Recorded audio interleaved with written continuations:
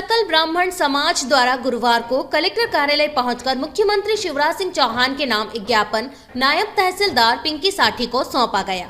ज्ञापन में मांग की गई कि त्रिस्तरीय पंचायत चुनाव, नगरीय निकाय चुनाव एवं सभी चुनावों में सामान्य वर्ग के लिए सीटें आरक्षित की जाए। अनारक्षित वर्ग की सीटों पर सभी वर्ग चुनाव लड़ सकते हैं, मगर आरक्षित वर्ग में कोई भी दूसरे वर्ग का व्यक्ति चुनाव नहीं लड़ सकता है। ऐसी स्थिति में सामान्य वर्ग को प्रतिनिधित्व सही तरीके से नहीं मिल पा रहा था। साथ ही संविधान की मंशा अनुसार प्रत्येक वर्ग को निश्चित तौर पर प्रतिनिधित्व मिलेगा। वर्तमान आरक्षण प्रणाली सामान्य वर्ग के लिए अनुचित व अन्यायपूर्ण है।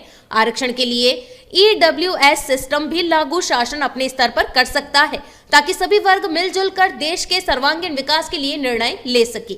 समाज द्वारा एक ज्ञापन माननीय मुख्यमंत्री के नाम दिया गया है।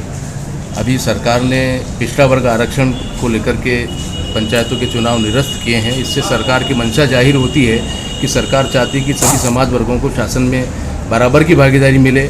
सत्ता के विकेंद्रीकरण के तहत जो है नगरपालिका, नगर पंचायतें, ग्राम पंचायतों का और जिला पंचायत, जनपद पंचायतों के चुनाव होते हैं, कृषि मंडी के चुनाव होते हैं, सहकारी सोसाइटी के चुनाव होते हैं। सभी वर्गों में चुनाव में जो है आरक्षित वर्ग हैं, पिछड़ा वर्ग है, अनुसूचित जाति जनजाति वर्ग है, सभी वर्गों को भागीदारी मिलती है।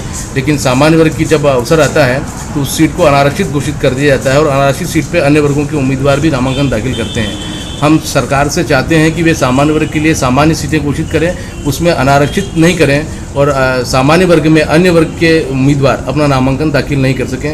यदि ऐसा किया जाता है तो सामान्य वर्ग के लोगों को भी शासन प्रशासन में समान भागीदारी का अवसर मिलेगा। केंद्र सरकार ने भी EMSW के तहत 10% आरक्षण की व्यवस्था सरकारी नौकरियों में सामान्य वर्ग के लिए की है।